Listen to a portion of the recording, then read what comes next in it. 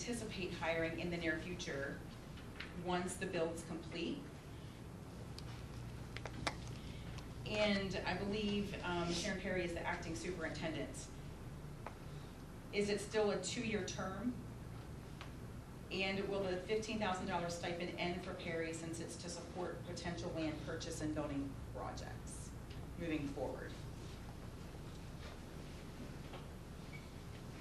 I don't know if you can answer those right now or not. Well, to answer what's the push, I don't think there's anything in this budget amendment request that relates directly to trying to advance any kind of building project or land purchase. The items in this budget amendment are related to our current operation. To answer your question about how many admin have we hired, just this past July, we hired 1 additional administrator for ACTI. That makes 2, me and 1 assistant administrator. And that person was brought in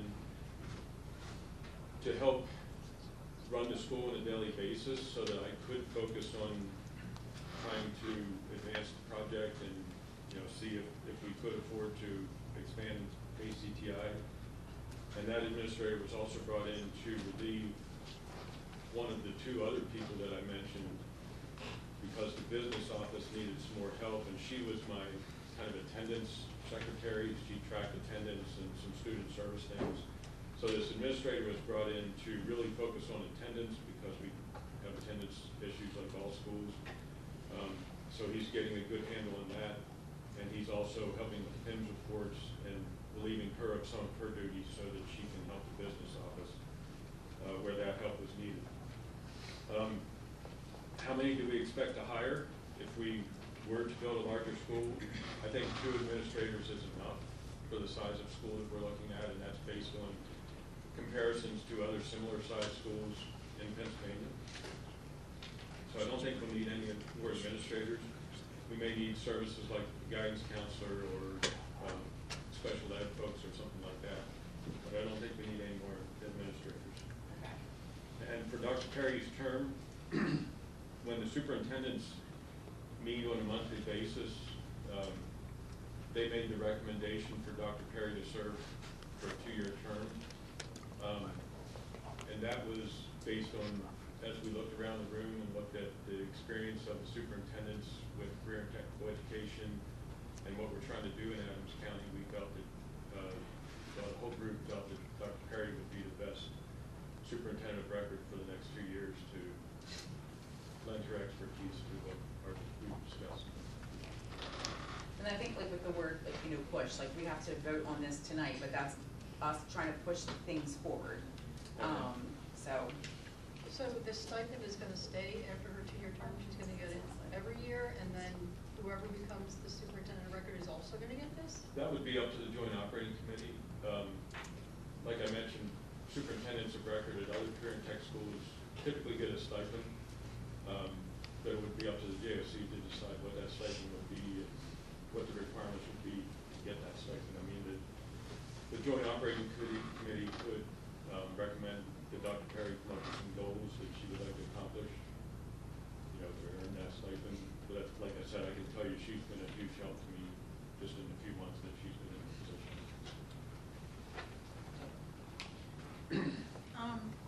I just have a question for you, if you don't mind. In regards to the adding of the 2nd teacher, we have before us, a cost for beginning in the 2nd semester. So that's not even, if I'm understanding this correctly, that's not even the cost for a full year. Do you have an idea of what the cost for a full year would be? Because although this year it may be starting in the 2nd semester to add the 2nd teacher, but next year we're probably going to need a teacher for the whole year. Would that be correct, or is that not correct? If we want to continue to serve 40 students in our allied health program. Well, is that the mission? I mean, that's why we're hiring a 2nd teacher, right? Right. We would like to continue to serve 40 students in our allied health program because, like I said, we typically have 60 or so students. I think it's wonderful. My question is Is that an here what I'm looking at is It says this is the amount that's gonna begin in the second semester, so Right. if moving forward, that would apply for this year, which I understand that's Mhm. fine. But moving forward, if it's, I'm assuming it's gonna be for a full year, right? I mean, you'd wanna support that for the full year. That's So right. for the full year, would the costs be different? It would be approximately double that, because that's for one semester. Double And that's the typical, so you factor in a teacher's salary and benefits, that's, Did you remove the lab assistant salary from, because I don't see that being taken off. we would be removing that lab assistant salary. No, I'm saying, shouldn't that have been part of this addendum, taking the lab assistant off to offset all these other costs you're adding? The change in lab assistant position from the person that we had before, the number of hours and days that she projected that she was going to work for the 25-26 school year, that dollar amount was in our original budget. The lab assistant that we have now is needed for more hours to cover the number of students that we have. And so the number that we had in the original budget, that money would be used up around February with this new lab assistant.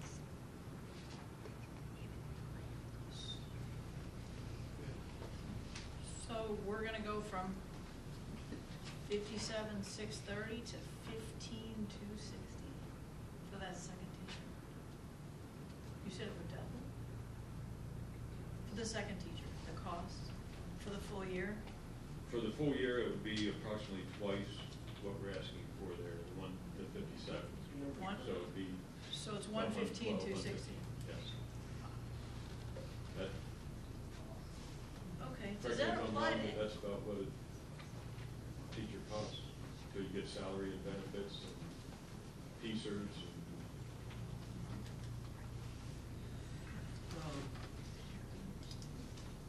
I have a question about this superintendent record stipend. yes, sir. Is Dr. Perry refusing to do the job if she doesn't get the stipend?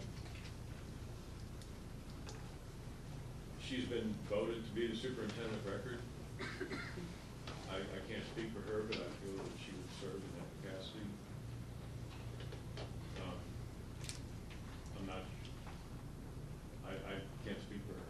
I don't know that she refused to do the work, but. Is she the one that asked for this?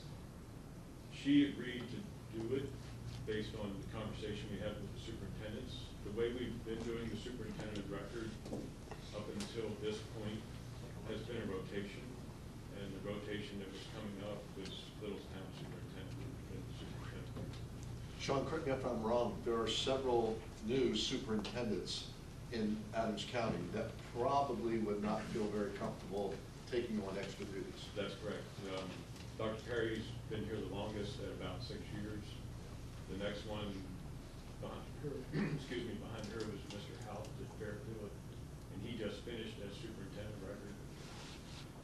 Did she ask for the stipend? I know she, the superintendent's.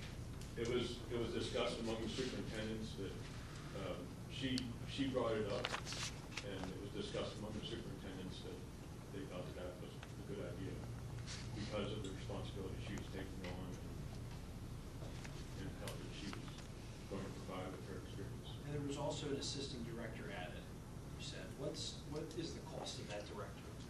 His salary is $90,000 So that's plus benefits. plus benefits. So that's probably what, Tom, probably like another 34% at least. Income. So that's 34 is just teachers. 34 is just Peters, so looking at probably at least 130 conservatively. 60% more for benefits. So that, I don't mean to be embarrassing, but you were planning on retiring, and then you came back, you got a different contract, it Right. was substantially more. So there's been a lot of top-level administrative additions to the budget. Has Littlestown or any of the other member districts seen any addition in the amount of services or students that we're able to send to ACTI for the investment that we're putting into the administrative end? I think the services that we provide have increased. The number of students, except for in the allied health program, if we maintain the That did increase from 28 to 40, but we haven't increased beyond that. One of the things that we're trying to do, and the JOC discussed at the last couple of meetings, is build a foundation for ACTI to be able to grow. The addition of the second administrator, like I said, was to help with attendance and some other student services, some of the PIMS reporting, which was needed to free up the one lady to go help the business office a little bit more. So the JOC, I think, looked at it as building a foundation for ACTI to grow and a solid foundation. Can I ask, you said you wanted to raise allied health from 28 to 40, but you didn't actually do it this year. So why do you need the $57,000 teacher for the second semester if you didn't actually raise it to 40 for this year? Because we wanted to have a solid foundation for the next school year to be able to accept 40 students in the program for the next school year. So is there a reason why it has to be done mid-year in a budget amendment versus just proposing it in next year's budget? Right. As I mentioned before, the money that we had in the original budget for the lab assistant position would run out around February if we were to keep with the current lab assistant situation. And with our current allied health lab teacher, I don't want to get into personal items, but she will likely retire within the next year or so. And her health, last school year, she had a couple of health issues that prevented her from being in the classroom. And we felt like the instruction may have suffered a little bit when she was out. So by hiring another teacher, we felt we could get someone in there, get them trained, get them working with her. She could cover the class when the current teacher may have some other health issues. We're just trying to look ahead and make sure that the continuity of this program stays strong. Shortly after I was hired, the allied health lab teacher that we had then ended up with some health issues, and she had a surgery over the summer and just didn't come back after that. She was basically forced to retire. So with the second teacher, we were looking to keep the program strong and the continuity of education where we would. Not to keep jumping around from topic to topic, onto with the superintendent. Have the superintendents or the JOC come up with any performance standards, objective performance standards, or performance requirements for that position that's going to justify the $15,000 stipend? Not in writing at this point, but that could happen.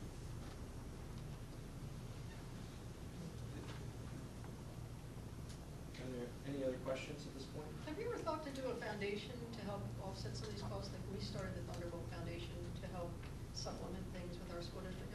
Has ACTI ever discussed that? That's been on my whiteboard for about 3 years now. And please keep in mind, I'm not making excuses here, but ACTI until 3 months ago has operated with 1 administrator and 2 office people. And we are a separate school entity, and everything you all have to do with PIMS reports and budgets and financial reports and all of that, that gets done by 3 people. And starting a foundation, like I said, it's been on my whiteboard for a few years. It's just a matter of having the time to do everything we would like to do. But yes, I would like to have a foundation for this. Are we the last ones to vote on this? Yes. And what was the result of all the others? It passed at all the other districts. Conwago Valley was 9-0. Bermudian Springs was 9-0. Fairfield was 8-0. Gettysburg was 6-3. With the foundation, I would, since that is, I mean, I think that would substantially help, not only for the budget items year to year, but also looking to do such a big project and potential corporate sponsorships that would be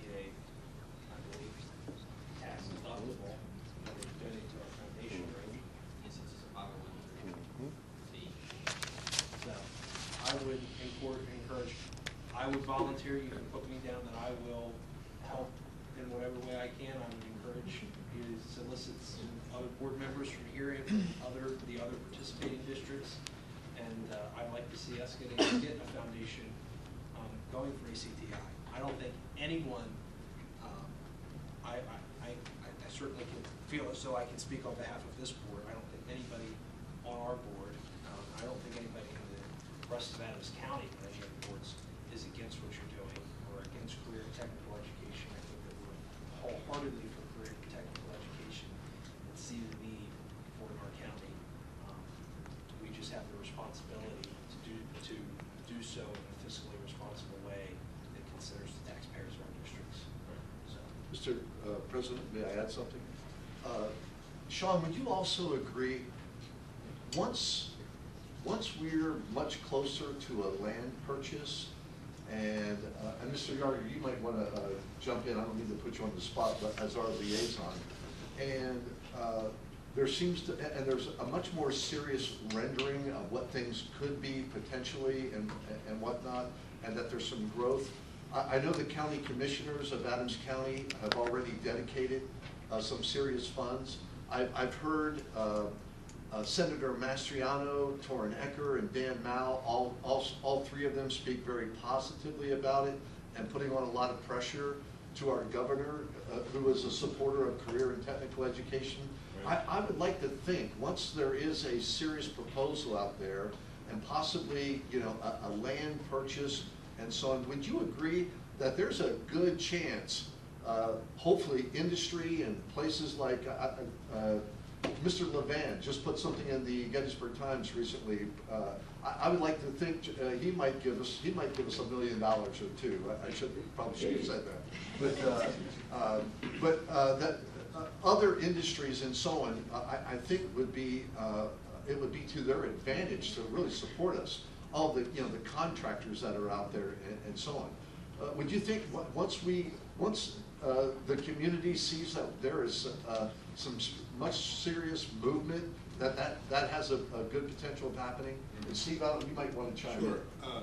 Sean, maybe you might want to talk about some of the businesses that are participating and providing not only money but equipment, and actually have programs that are facilitating students going through the program and into the workforce of that industry and are becoming actual productive employees.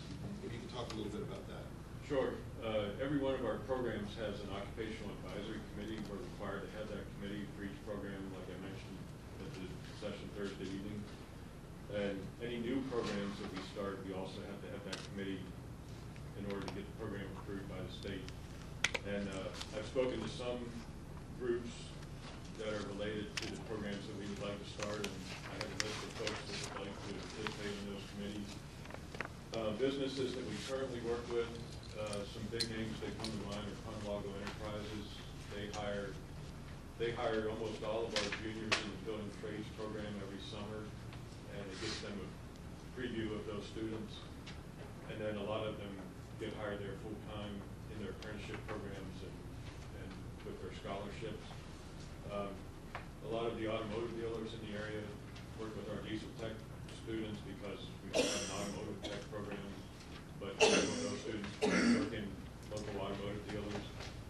Cleveland Brothers, Caterpillar, and Harrisburg take some of our diesel tech students. We have a good relationship with them. I know they're not a local company, but the students that I know of that work there now still live in Adams County, so they go to work in Harrisburg, make a good salary, bring that money back to Adams County as taxpayers. Local restaurants, I can name a number of local restaurants that hire our culinary arts students. Most of our criminal justice and allied health students continue their education in post-secondary schools, but a lot of them come back to the area to work in local healthcare organizations. Who am I missing?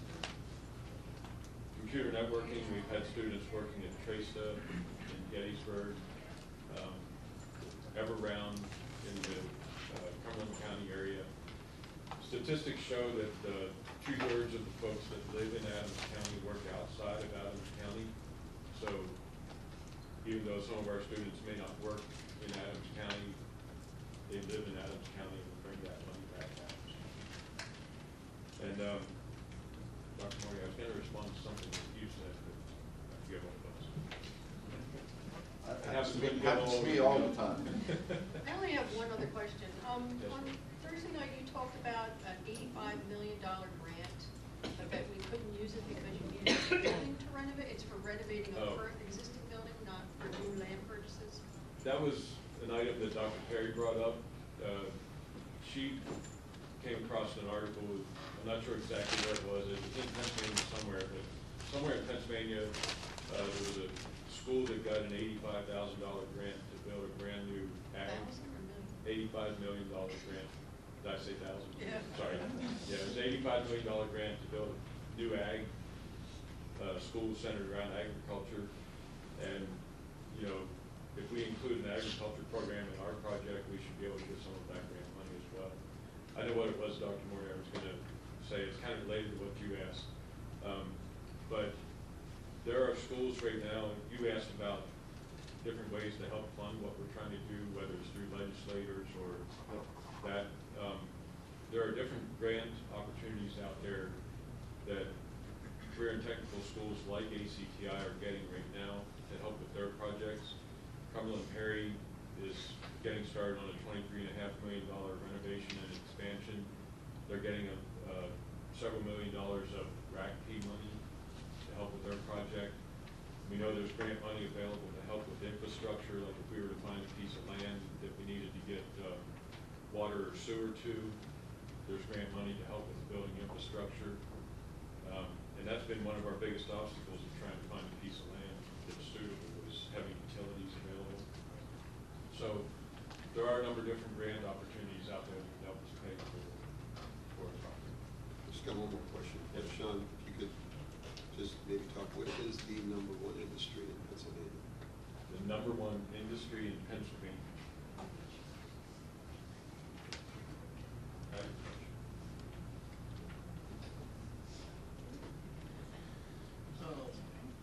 Are there any other questions from the board for Mr. Eckert? Thank you very much for being here tonight, answering our questions. Thank you for your attention. So can I have a motion to approve the ACTI operating budget amendment? Motion to approve. I have a motion on the floor. Do I have a second?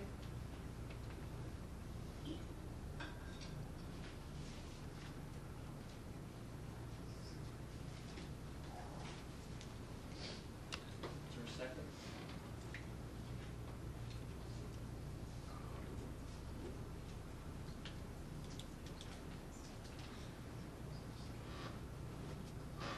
That's what happens.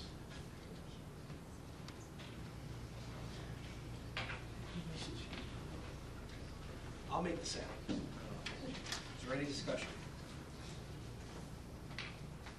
Just to clarify that whether this is approved tonight here in this board or not, just so that the public is aware that 4 out of schools already voted for it. So whether we say yes or no tonight, it's already gonna happen. If it passes, if it doesn't pass our board, it's gonna happen, this amendment, correct? Is that true, Mr. Eckert? Yeah.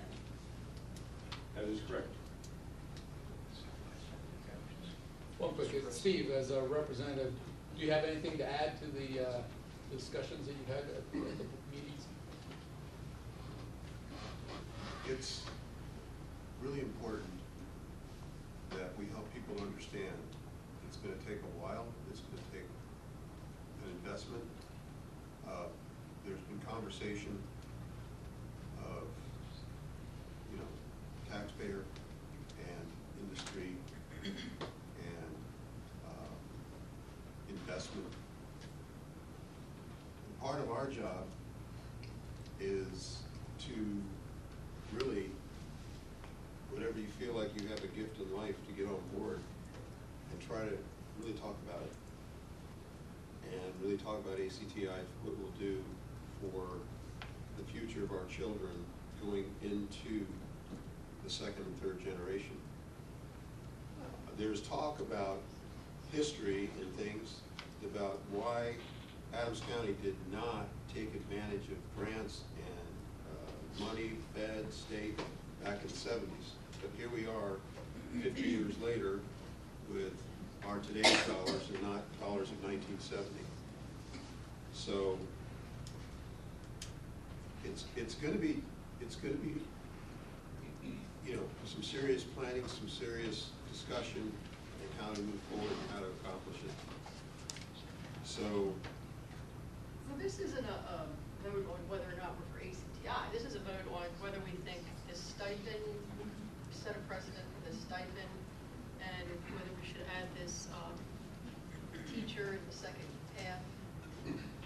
I mean, ACTI's still gonna be there, like, it's not gonna affect our students. And whether we should set Yeah, a this isn't precedent a- of this making isn't a big vote on ticket whether we budget want it. amendments. Right. We all want ACTI, we need ACTI. yeah, this is just only the deadline. Is there any other discussion? I just have a question, actually. So, on the documents, we have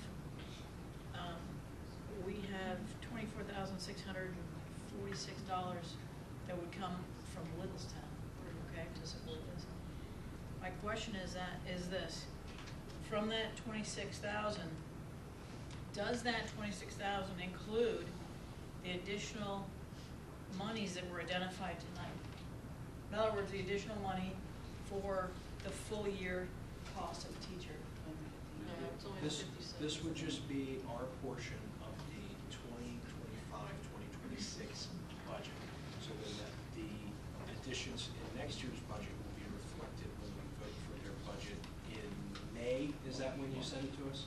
May is when I think we vote for next year's budget. So it's just our portion of all that. Actually, so, I'm not sure, because we were originally given 27 additional for the second teacher, right? We identified tonight that the 27 is not gonna be the cost of a full year teacher. 57. Excuse me, 57. And Yeah, so, but in this year, this school year, it's only gonna be 57, and our portion of it is that. And the next year, when we get It'll the be next the whole budget, amount. that'll be 115, whatever. okay, we're sure about this, okay? Well, if they bring it in their budget to, we don't know what they're gonna bring us in their budget.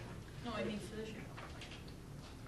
Yes, because it's only Okay. budgeted for the Okay. second semester. Okay, thank you.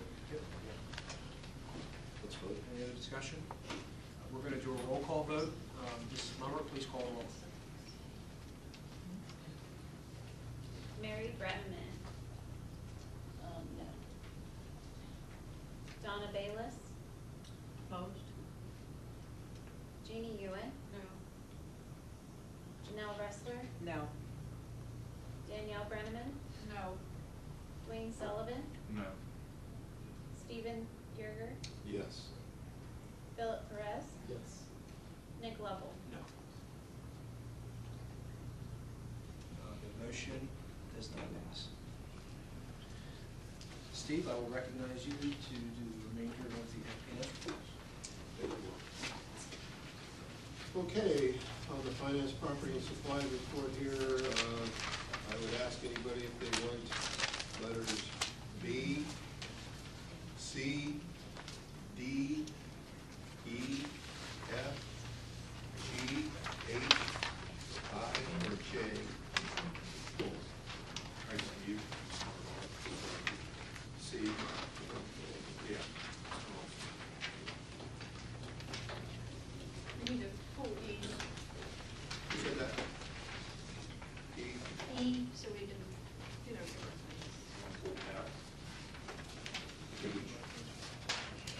J4.